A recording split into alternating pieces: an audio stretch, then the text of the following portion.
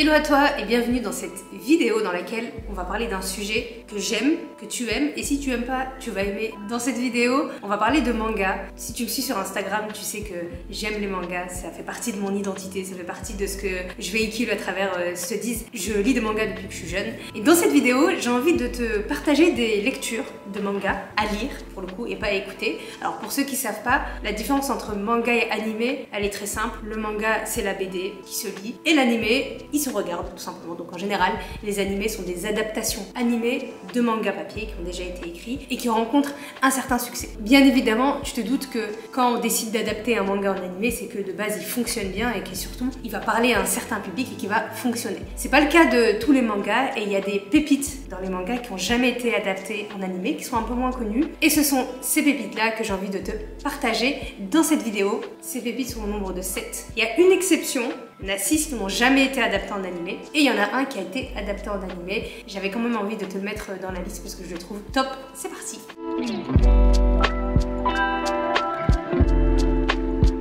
Premier manga, Bouddha de Osamu Tezuka. Alors Bouddha, il est sorti en 1983, c'est un manga qui date d'il y a un moment, qui a été écrit par celui qu'on considère au Japon comme le père du manga moderne. C'est un manga, comme son nom l'indique, sur l'histoire de Bouddha. Si t'aimes pas les livres historiques, si t'as la flemme de scroll une page Wikipédia pour connaître l'histoire de Bouddha, ce manga il est fait pour toi. Il raconte l'histoire du prince Siddhartha Gautama qui va tout lâcher, richesse et famille, pour se consacrer à une quête spirituelle et qui va faire de lui celui qu'on connaît sous le nom de Bouddha. Ce manga il est génial, il est un peu violent par moments, c'est une violence un peu psychologique, il est dur à lire par moments. Il y a aussi une chose importante qu'il faut que tu saches concernant ce manga, c'est que au niveau des dessins, si tu es habitué à regarder des animés du type Demon Slayer, Naruto, avec beaucoup de détails visuels, un graphisme très travaillé, alors là il va falloir que tu t'attendes à carrément autre chose parce que les dessins ils vont te sembler très brouillons, mais les dessins ils vont véhiculer, tu verras, une émotion qui est assez particulière et qui fait rejaillir finalement tout le talent du mangaka. C'est une série qui est en 4 ou 8 tomes, ça dépend les éditions, qui date d'il y a un moment, qui se fait de plus en plus rare, elle est dure à trouver et qui est tout simplement géniale si tu as envie d'apprendre sur le bouddhisme, sur Bouddha tout simplement. Et je te le conseille vraiment. Deuxième manga, Real de Takehiko Inoue. Takehiko Inoue, c'est un de mes mangakas préférés. Il a écrit un manga que je considère comme le meilleur, qui s'appelle Slam Dunk. Il a été adapté en animé pour le coup, ce manga-là, mais l'animé il est vraiment pas top. Il est pas très beau à regarder alors que le manga il est magnifique à lire. Real, c'est dans la même lignée que Slam Dunk, donc c'est un manga sur le basket. Donc on suit dans ce manga-là l'histoire d'un jeune joueur de basket au lycée, mais qui va avoir un accident de voiture et qui va finir en fauteuil roulant. Tout au long de l'histoire, le lycéen va se reconstruire à travers la pratique du basket, mais en handisport cette fois. Alors c'est un manga qui est un peu difficile à lire parce qu'il traite d'un sujet qui est un peu compliqué, celui du handicap, celui de la reconstruction après un accident grave finalement, et après quelque chose qui change la vie d'un jeune, surtout d'un jeune. Et c'est très fort en émotion, mais il montre aussi à quel point on peut se reconstruire à travers un sport, à travers quelque chose qui nous divertit, qui nous passionne. Et ce manga, il est très beau pour ça. Le premier tome, il est sorti en 99. Il est toujours d'actualité parce que l'auteur avait fait une pause. Donc il y a 13 tomes, si je ne me trompe pas, à l'heure actuelle. Et c'est un très bon manga à lire. Il vaut largement le coup. Troisième manga, et pour le coup celui-là il a été adapté en animé, c'est Moriarty. Si tu regardes des animés, tu l'as forcément déjà vu passer quelque part. Et sinon, Moriarty, si tu connais Sherlock Holmes, forcément tu as déjà entendu parler du nom Moriarty. C'est l'ennemi de Sherlock Holmes dans les romans de Conan Doyle. Et le manga se focalise sur Moriarty, donc l'ennemi de Sherlock Holmes. C'est marrant parce que dans l'histoire, Sherlock Holmes c'est pas un personnage secondaire, mais c'est pas le personnage principal. Donc il apparaît dans le manga, mais c'est pas sur lui qu'est focalisée toute l'attention. L'histoire de ce manga-là, c'est l'histoire de James Moriarty et de son frère qui sont adoptés par une famille d'aristocrates. Et le truc, c'est que James Moriarty, c'est quelqu'un de très intelligent, très talentueux, hyper perspicace dès son plus jeune âge. Il a envie d'une chose particulière dans l'Angleterre du 19e siècle, c'est d'abolir le système de classe, le système social dans lequel il vit en Angleterre, qu'il considère comme étant injuste. Et pour lui, tous les moyens sont bons, y compris les moyens par lesquels on ne devrait pas passer pour pouvoir arriver à ses fins. Je te raconte pas plus parce que sinon je vais te spoil. Il est super, c'est un très bon manga, les dessins sont beaux. Moriarty c'est un personnage, moi qui ai lu les romans de Conan Doyle, c'est pas comme ça que je l'aurais imaginé. Tout aussi intelligent mais pas de cette manière-là. Et c'est bien parce que le manga il te fait aussi toute une réflexion sur le bien et le mal. Parce que Moriarty dans Sherlock Holmes c'est l'ennemi de Sherlock Holmes. C'est le côté côté mal, alors que Sherlock Holmes c'est un peu le bien contre le mal. Et là, dans ce cas-là précis, Moriarty c'est le personnage principal et on lui trouve presque des circonstances aux moyens qu'il utilise pour arriver à ses fins. Alors que pourtant, tu verras qu'il va pas faire forcément des choses bien pour arriver à ces fins-là, mais la fin elle est quand même compréhensible. Et du coup, ça te permet de comprendre que en fait la vie elle est pas binaire, c'est pas forcément le bien contre le mal et que c'est 50 nuances de gris finalement. Tout est une question de perception et ça te permet de relativiser sur plein de choses et de nuancer ta vision des choses de l'extérieur, de certains événements qui peuvent arriver autour de nous dans ce monde. Quatrième manga, on revient sur l'auteur Takehiko Inoue. Il a écrit que 3 mangas, mais ce sont des chefs-d'œuvre. Celui-là, c'est Vagabond, qui raconte l'histoire de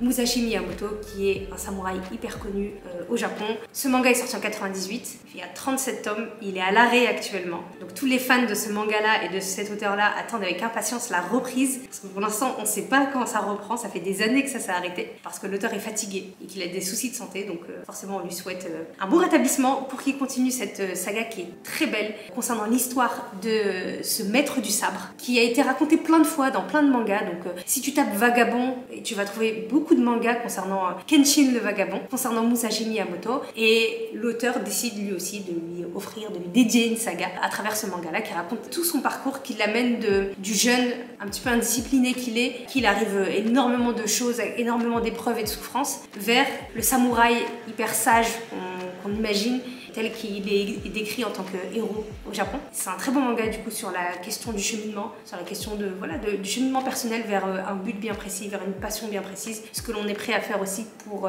quelque chose qui nous tient à cœur, pour une activité, une mission qui nous tient à cœur. Tout ce qui peut nous arriver aussi en chemin. C'est un très bon manga, aussi parfois un peu violent, donc en termes d'âge, je le recommanderais pas forcément pour des jeunes de moins de 16 ans. Mais en tout cas, magnifique histoire, très philosophique. C'est pas le genre de manga qu'on peut adapter en animé parce que tout ce qui est véhiculé à travers les dessins, c'est quelque chose que tu peux pas retranscrire dans un animé et c'est pour ça que j'aime lire les mangas plutôt que les regarder. 5e manga, là on passe directement dans la science-fiction, 20th Century Boys de Naoki Urasawa. Peut-être que tu connais l'auteur parce que c'est l'auteur d'un manga très connu qui a été adapté en animé pour le coup. C'est l'auteur de Monster. Monster, c'est un thriller avec pour personnage principal un chirurgien en Allemagne. Le registre dans 20th Century Boys, il est un petit peu le même, on est toujours dans une sorte de thriller mais pas du tout dans le même domaine. Là, c'est de la science-fiction, donc c'est l'histoire de certains jeunes qui vont s'imaginer une histoire où le monde est détruit par une organisation maléfique et eux, ce sont les sauveurs. Ils vont devoir sauver en fait la Terre contre cette organisation maléfique. Donc si on aime la science-fiction, si on aime bien les thrillers avec de l'action, quelque chose de très dark, avec plein de messages cachés, alors là, tu vas kiffer 20th Century Boys. Alors même chose que Buddha de Osamu Tezuka, c'est le genre de manga où il faut pas forcément s'attendre à une qualité graphique similaire à celle qu'on a l'habitude de voir dans les animés qui sont produits et qui sont diffusés sur les plateformes comme Netflix, etc. C'est beaucoup moins travaillé parce que l'auteur, il se focalise sur les émotions qu'il a envie de transmettre dans le manga, sur les émotions aussi des personnages, parce qu'au final, c'est ça le plus important, sur la logique de l'histoire, ce genre de choses. Donc forcément, ce sont des traits qui peuvent sembler un peu grossiers, mais la qualité du dessin, elle est juste exceptionnelle quand tu t'en rends compte. Donc c'est un très bon manga si t'aimes la science-fiction, que t'es un petit peu dark, thriller et tout ça, et que t'as envie d'avoir un peu d'action, du divertissement dans une lecture. 6e et avant-dernier manga, Les Enfants d'Hippocrate, qui est sorti en 2020. Lui, il est un peu plus récent, beaucoup plus récent par rapport à tout ce que j'ai proposé depuis le début. Alors là, c'est un parti pris qui est assez unique, que j'avais jamais vu dans les mangas. C'est l'histoire d'un pédiatre au Japon qui adore son métier, dans un pays où la natalité, elle baisse et la population vieillit beaucoup. On suit le quotidien d'un pédiatre qui est animé par ce qu'il fait et qui prend soin de ses petits patients, qui prend soin des enfants. Donc c'est un superbe manga pour les étudiants en médecine. C'est un superbe manga pour les personnes qui aiment ce genre d'histoires, qui sont assez émouvantes. C'est vraiment le concept du doux amer que les Japonais ils arrivent bien à retranscrire dans des mangas, donc c'est très émouvant et très doux à la fois. C'est un beau manga aussi sur la relation qu'ont les parents avec leurs enfants, avec la santé de leurs enfants, qu'ils ont avec le corps médical, surtout concernant la santé de leurs enfants. Donc c'est un manga qui est très beau. C'est bien aussi parce que dans ce manga, on met en avant la personnalité qui est un petit peu excentrique du personnage principal, le pédiatre, et qui cache forcément son propre passé, ses propres souffrances, et on prend les raisons pour lesquelles il a décidé de prendre cette voie-là. Donc je vous le conseille vraiment. La parution, elle vient de commencer en France, donc je crois qu'il n'y a que le 2e tome qui est sorti. Au Japon, ils en sont déjà au 6e tome, donc c'est bien parce que ça veut dire qu'il y en a 4 autres qui arrivent et il y aura de quoi lire par la suite. Et enfin, dernier manga, on revient sur Osamu Tezuka, donc on a commencé avec lui et on termine avec lui, avec un manga, c'est le genre de livre que tu trouves au hasard quand tu flânes dans le rayon manga. Et quand tu le trouves, tu sais que tu as trouvé une pépite. C'est l'histoire des 3 Adolphes d'Osamu Tezuka qui est sorti en 1985. Oui, ça reste des vieux mangas qui a jamais été adapté en animé non plus.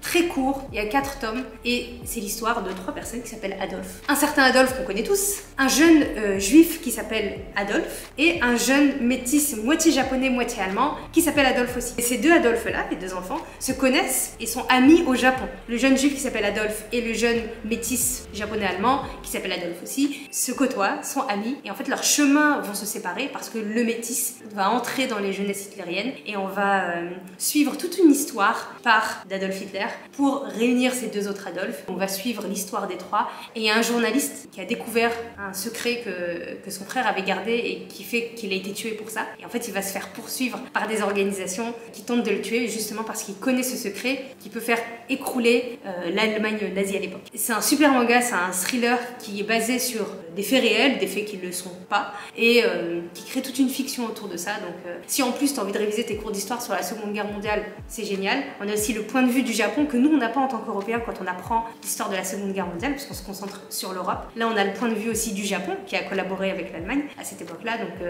c'est cool parce que ça nous permet de voir aussi ce point de vue-là. C'est un manga très court, une histoire très forte et qui vaut le coup d'être lu. C'est un véritable divertissement avec des messages derrière et donc je te conseille fortement de lire ces mangas. Voilà, j'espère que cette vidéo t'a plu. Comme tu as pu le constater, à part Moriarty peut-être que tu as déjà pu voir passer parce qu'il est assez connu et surtout il est adapté en animé, la plupart des mangas que j'ai cités sont un peu moins connus et pourtant ce sont des vrais chefs-d'œuvre, ce sont des pépites et je te recommande vraiment de les lire. C'est la raison pour laquelle je préfère lire les mangas plutôt que les regarder. N'hésite pas à me dire s'il y a des mangas que tu as lus et que tu as trouvé super aussi. Je serais ravie d'en discuter avec toi en commentaire. N'hésite pas à partager également la vidéo à tes amis fans de manga ou pas. Et on se retrouve très vite pour une nouvelle vidéo. Peace!